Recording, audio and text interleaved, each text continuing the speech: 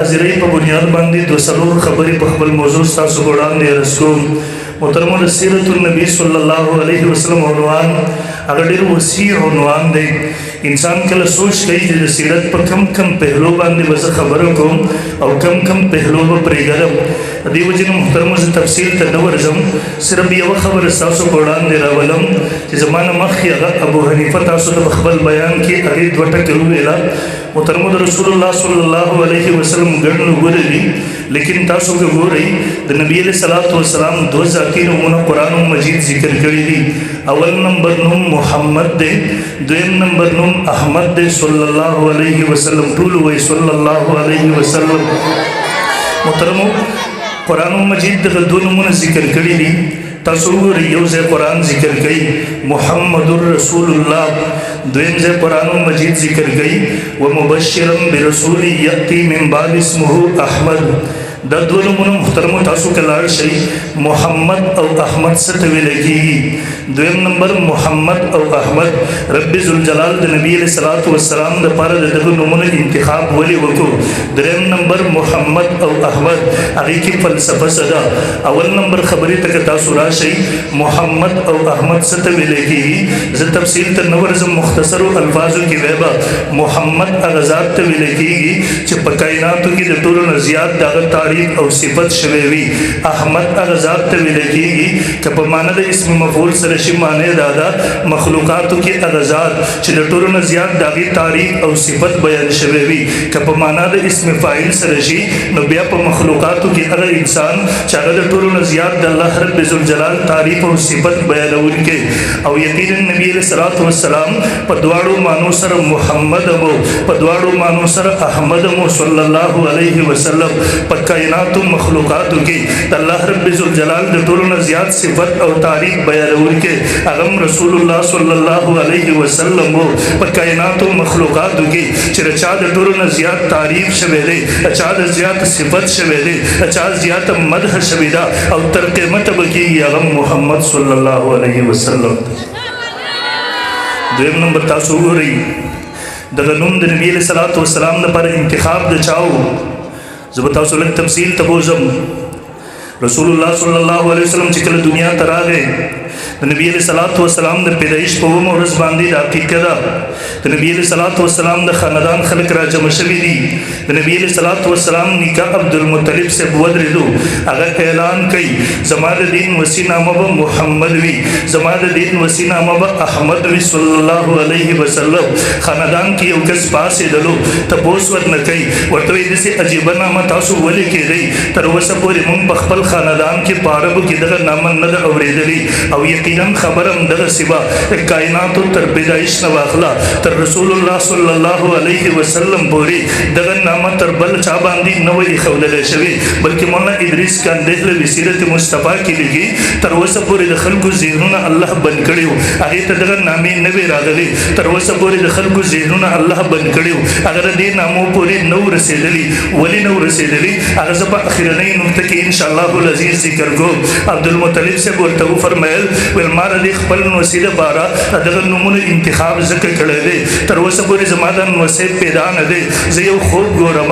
سیرت نګاران په سند سره هغه خوب ذکر کوي. زما د ملا نه هغه وایي یو زنځیر ووتلو، دغه زنځیر یو سر ځمکه کې دی، بل سر اسمان کې دی، یو سر مشرق مغرب ته لاړو، بل سر مغرب بل جنوب ته لاړو. زه لږ ساعت بعد ګورم، د دې نه ونه جوړه شوله، هغه شنه شوه، پاڼې ونیولې، مشرق مغرب والا شمال جنوب والا هغه پاڼو کې ځان پټ للو، هغې راونیولې. لږ ساعت بعد ګورم د قریشو یو څو کسان راځي، هغه د دې ونې د کټ کولو کوشش کوي. لږ ساعت بعد ګورم یو نوجوان راځي، هغه د دغه خلکو لاسونه منع کوي، د دې ونې حفاظت کوي. ویل ما چې کله سبا ته معبرینو ته خپل خوب وړاندې کو، ویل هغوی ما ته جواب راکړو، ما ته وایي ستا د خوب تعبیر دا دی، ستا په اولاد کې ستا په نوسو کې یو نوسی به راځي، یو بچی به راځي، ستا دغه نوسی به هغه عظیم انسان وي، هغه عظیم پیغمبر بھئی خاتم النبیین بھئی شرب د نبوت کمالات فضائل دا ټول په هغه باندې خدمت مشرق مغرب شمال جنوب والا توحید لپاره بغیر د پیغمبر د اتباع نه چاري کار نه د نجات مندلو بدلو لپاره ضروري وي چې د پیغمبر په شریعت باندې ژوند او زندگی تیر کی ول به فرمایل صادقن وسه دا هغه عظیم انسان وي هغه عظیم پیغمبر وي چې زمکي او اسمان کې بداغي تعریف او صفت بیانې د مطلب سے فرمایل زمان وسه چې کله پیدا شولو دماغی کې واغستو مکه مکرمه کوسو ته وتلم ول چا چې زما په نصیبان نظر ولګېدو اوی د تاریخ نه بغیر پاتې رسولو مسافر لار پرې خودل زمادن وسید حسن په تماشا شولو لار او لار پرې خودلا سو کم چراغ لالا هغه زمادن وسید حسن په تماشا شو چای د سترګو صفات ورکو چای د پوزي صفات ورکو چای د مخ صفات ورکو چای د حسن تعریف په خپل طریقې سره ورکو ما به مکه مکرمه په کوسو کې یو دغه شخص ملاو شو یو دغه کس ملاو شو یو دغه فرد ملاو شو چې زمادن وسید حسن صفات نه کړي تعریف نہیں کرے مدح نہیں کری ادے وجہ ما خپل وسیل محمد او احمد کے خبر او یقینا محترم بدر پہلو کے صلی لاڑ شي تاسو ګورئ د طيب بیبي حلیمه سعدیه رضی الله تعالی حضرت نبی علیہ الصلوۃ والسلام رضای مور عربو دستور خپل بچی به اطراف ته لګل ځکه په اطرافو کې ابو هوا صفائی الف جب صفائی خارونو کې الودگی وی جب صفا نوی دغه ماحول صفا نوی دیو جن عربو خپل بچی اطرافو ته ابتدایي پرورش د بار لګل بیبي حلیمه سعدیه فرمای مونږ د طائف نه راووتلو مکه مکرمه ته روان شولو چې مونږ ماشومان بچی وېسو ول زما اوخه کمزوري دا خر کمزوري دی مان مخکې نوري زنانه دایانې ورسېدې مونږ شپه په لار کې راغله ول کله چې سبا د زمکه کرمه ترابر رسیدل با زه خبر شولو با چې ماشومان خو ټول وړي دي صرف یو ماشوم پاتې دی هغه ماشوم څوک یتیم دی د معاوضې ملاوېدو امید نشته دی دې وجې نه چا ورته زړه نه دی ښه کړی بیبي حلیمه سعدیه وایي ول ما وی چې راشه ورشه دغه ماشوم خو وګوره که نه هغه مولانا ادریس کاندهله وی عجیبه نوم تلي کړي وایي دیو خیال را کوو چې دا ماشوم یتیم دی دیو ته پته نه ده دا یتیم نه و دا در یتیم و دیو خیال دا و دلته به پیسې معاوضه ملاولی شي دا ورته پته نه وه چې د کائناتو خیرونه د کائناتو برکتونه د کائناتو خیرونه برکتونه به د دې بچي سره کور ته راځي علما سیرت نگاران لیکي بیبي حلیمه سعدیه انتخاب ورته الله ولې وکړو مستقل بحث کې وایي په دې ځای تفصیل ته نه ورځم خو خلاصې دا ده هغوی وایي حلیمه د حلم نه ده د بردبارۍ نه ده یو مور چې په هغې کې حلم نه وي بردباري نه وي صبر نه وي دا د بچي تربیت نشي کولی په نه خبره بچی له ډز په نه خبره بچی له گزار په نه خبره د بچی رټنه دغسې بچی چې هغه د دباو په ماحول کې غټ شي دا یو ښه قاید نشي جوړېدی دا یو ښه رهنما نشي جوړېدی دا نشو دما نشي کولی دا د قوم آینده قیادت نشي کولی دې وجې نه د رب ذوالجلال د رسول الله صلی الله علیه وسلم دپاره د داسې زنانه انتخاب وکړو چې هغه سراسر حلم و باندې کې بردباري به بیبي حلیمه سعدیه وایي ول ما وی چې راشه دغه ماشوم خو یو نظر وګوره که نه ول کله چې د رسول الله کور ته راورسېدم رسول الله صلی الله علیه وسلم ودرې ماشوم ودرې د هغې باندې سپین رومال خور دی ول مخ مبارک به ورته ښکاره کړو ول سترګې پټې وې ودوې کله چې به ورنه رومال لرې کړو ما باندې نظر ولګېدو مسکی شو بیبي حلیمه سعدیه ګواهي ورکوي هغه ګواهي د سیرت کتابونو نقل کړې ده ول کله چې هغه مسکی شو دا یو نظر یې ما ته وکتله قسم دی زما زړه کې لارې جوړې کړلې قسم دی زما زړه هغې د ځان سره واخیستو ول زه په دې فیصلې باندې مجبور کړلم زه هغه د معاوضې نه بې پروا کړلم زه دې ته مجبور کړلم ما خپل خاوند ته وویله خاونده که هر څه کېږي دغه ماشوم به خامخا د ځان سره بوځو او یقینا محترمو یو غیر مسلمه دی هغې کتاب لیکلی دی هغه وایي زه لایبرریانو کې وګرځېدم ول په دنیا لایبرریانو کې 30,000 کتابونه هغه خپل خیال وایي 30,000 کتابونه ما د رسول الله صلی الله علیه وسلم په سیرت باندې پیدا کړله دا صرف مسلمانانو نه دي لیکلي عیسایانو پکې لیکلي دي، سکانو پکې لیکلي دي، غیر مذهبو پکې لیکلي دي، بد مذهبو پکې لیکلي دي. ها د رسول الله سره صفت او مدح دا صرف انسان نه کړي، حجر شجر هم کړي دا، د کائنات هر ذره کړي دا. دې وجه د رسول الله صلی الله علیه وسلم تعریف د دې وجه نوم محمد او احمد و. دریم نمبر محمد او احمد ز خپل خبره ختموم په دغه باندې ولی ورته خو وجه سو فلسفه سو راز سو د بلنو انتخاب ولی نه کېدو. تاسو وګورئ کله چې هر یو سیز اختتام او انتها ته رسیږي، قانون دار سنت طریقه دار مسنون طریقه دار مستحب داري چې الله په حمد باندې ختم شي. الله رب الجلال چې تاسو وګورئ موږ روټي خو بیا دعا وایو الحمدلله الذي احيانا الحمدلله الذي اطعمنا وسقانا وجعلنا من المسلمين. درب حمد بیانو شپې و د شو سحر ته پاسې و درب حمد بیانو الحمدلله الذي احيانا بعد ما اماتنا واليه النشور. کله چې مجلس ختميږي درب په حمد ختميږي سبحان ربك رب العزه عما يصفون وسلام على المرسلين. رسول الله پر عزت رسالت سر ته ورسېدا قران راغی فسبح بحمد ربك واستغفره.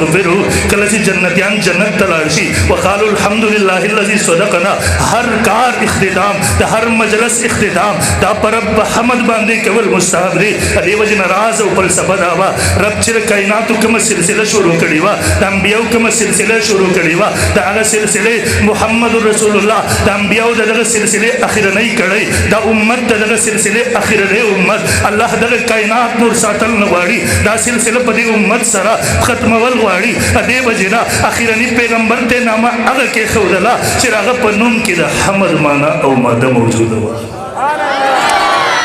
او محترمو زه خپل خبر په دې باندې ختموم خو دومره ده ګورئ زمان خبرې حاصل او مقصد دا دی چې د رسول الله صلی الله علیه وسلم صرف تعریف کول په دې سره څوک عاشق نه جوړېږي. د تعریف سره اطاعت ضروري دی او اطاعت به بیا تا په دې مجبوره کوي چې د رسول الله صلی الله علیه وسلم په ناموس باندې قربانۍ ته تیار شي. اطاعت به کوي انشاءالله او یقینا د اطاعت بهترین نمونه په دې وخت کې علماء دیوبندو چې هغوی داسې قرباني ور او الحمدلله دې امت کې موجود دي چې هغوی د رسول الله په ناموس باندې قرباني ورکړې ده. د اطاعت عملي ثبوت یې پیش کړی دی. که کله د رسول الله په ناموس باندې ضرورت پیښ شولو بیا تاسو کتلي وو لږ د 1952 تحریک اوچت کوي چې کله په دې وطن کې ضرورت و د رسول الله په ناموس باندې قادیانیان حملاور وو هغه وخت کې چې د ختم نبوت زنده باد نعره لګول جرم وو هغه نوجوانان هم زموږ په تاریخ کې چې کله روډ ته راووتل د ختم نبوت زنده باد نعره لګئ یو پولیس پسې راځي په لاټۍ باندې وایي هغه په چوکه باندې وایي هغه نوجوان وایي ختم نبوت زنده باد دې ګزار ورکوي هغه وایي ختم نبوت زنده باد هغه پولیس اوچت کو دې پولیس ګاډي ته ور واچوو د هغې بیا چغې کړې ختم نبوت زنده باد هغه پولیس هغه د ټوپک په ګونداغ دې پر سر ووهو بدن یې په وینو باندې سور شولو دې بیا وایي ختم نبوت زنده باد هغه مارشالله کې چې کله فوجي جج ته پیش کو د هغې مخې د چغ کړله نارې مستانې بلنده کړله د خپلې عقیدې اظهار یې وکړو ختم نبوت زنده باد هغه جج چې کله وکاتله هغه جج ورته وایي 1 سال قید سزا دی وایي ختم نبوت زنده باد هغه وایي 2 سال قید سزا دی وایي ختم نبوت زنده باد دلته سزا زیاتېږي هلته نارې مستانه بلندېږي سزا 20 سال ته ورسېدله دی بیا وایي ختم نبوت زنده باد هغه جج وایي اسے ابھی باہر لے جا کر گولی مار دی جائے دی په مستۍ کې راغی ختم نبوت زندہ باد ختم نبوت زندہ باد ختم نبوت زندہ باد اگر آخر کے بیا ہوئی اگر جج سے کل وکاتا وہ یہ تو پاگل ہے یہ تو مجنون ہے اسے چھوڑ لیا جائے اسے رہا کر دیا جائے اگر بیا ہوئی ختم نبوت زندہ باد تکبیر علماء حق علماء دیوبند علماء حق علماء دیوبند تکبیر ولاد الاسلام مفتی محمد ندیم محمودی سے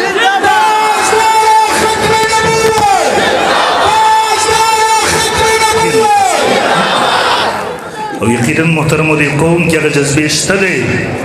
هغه د 1952 تحریک ما کتو یو څو کسان جج ته پیش کړل مخامخ 1952 تاریخ د ختم نبوت کې یو سپینګیره بابا و هغه جج سزا واوروله ټولو ته 10 کاله قید سزا. هغه سپینګیري بابا ته 8 سال قید سزا واورول. هغه سپینګیري بابا په جړا شولو سترګو کې اوښکې راغللې. جج ورنه تپوس کوي بابا ولې جاړې؟ دی ورته وایي زما سره زما د شان سلوک او رویه ونه شولی شوه. هغه ورته ولې ونه شولی بابا سزا زیاته ده. دی ورته نه نه سزا ته نه جاړم. ورته بیا جاړې په څیز باندې. هغه بابا ورته جواب ورکوي ځمکې اسمان دا منظر هم کتلی و انشاءالله تا به وجود به وي د رب مخې ته به ګواهي ورکوي چې د دغه قوم بوډاګانو د دغه قوم ځوانانو په وینه کې د رسول الله محبت او عشق دومره مضبوط و چې هغوی هرې قربانۍ ته تیار و. هغه بابا ورته وایي زم د ختم نبوت عاشق یم د ختم نبوت مجاهد یم زما دا ملګري د ختم نبوت مجاهدین دي. زم ځان ته عاشق ویم دام ځان ته عاشقان وایي. د دیو ته سزا 10 سال قید ما ته 8 سال قید. زما په سزا کې 2 کاله کمې ولې کړی شوی دی. بابا احتجاج کوي اوښکې تویوي جج مخې ته لګیا دی زما په سزا کې 2 ساله زیادت وکړي. محترمو انشاءالله د رسول الله د ختم نبوت دپاره به قرباني ورکوي انشاءالله. د ختم نبوت حفاظت به کوي انشاءالله. او مشرق مغرب شمال جنوب ته مونږ پیغام ورکوو. نن دیو ته انسانیت حل اور بیان چې کله د رسول الله په شان کې څوک ګستاخي وکړي خو موږ دیو ته وایو انسانیت ته انسانیت محمد رسول الله ورکولی دی. نن که انسانیت پیژني دا د محمد رسول الله د برکت پیژني. که کله په دغه ځمکه باندې د محمد رسول الله ناموس محفوظ دی بیا موږ دنیا ته بې غواړو بیا به بل ته انسانیت هم نه وي محفوظ. بیا موږ دنیا ته بې غواړو کم درنده چې د رسول الله په ناموس باندې حمله ورکېږي بیا زموږ ایمان دی زموږ عقیده ده بیا موږ خپله فریضه ګڼو انشاءالله د دغه درنده نه به بیا د الله ځمکه پاکه وي انشاءالله. حضور انشاءالله حفاظت به کوو د ناموس رسالت انشاءالله. د ختم نبوت حفاظت به کوي انشاءالله. په دغې باندې اکتفا کوو. زموږ مشر مېلمه دروند مېلمه هغه موجود دی اصل تفسیري خطاب به هغوی کوي. الله دې موږ او تاسو ټولو ته عمل کولو توفیق راکړي. واخر دعوانا